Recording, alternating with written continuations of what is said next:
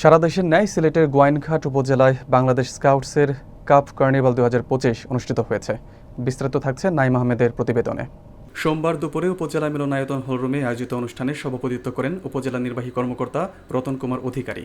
এতে বিশেষ অতিথি হিসেবে বক্তব্য রাখেন বাংলাদেশ স্কাউটস গোয়াইনঘাট উপজেলা শাখার সম্পাদক মোহাম্মদ সরোয়ার্দী ও গোয়াইনঘাট প্রেস ক্লাবের সাধারণ সম্পাদক মোহাম্মদ করিম মাহমুদ লিমন।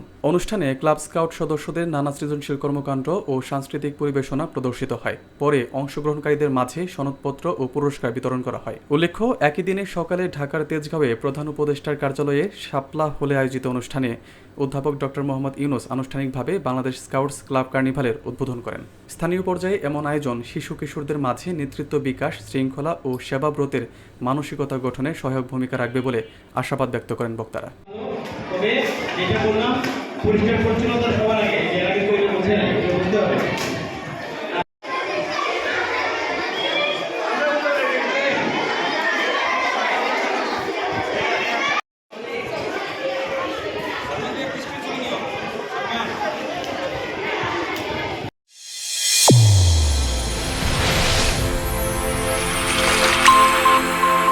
চ্যানেল A1 হৃদয়ের স্পন্দন।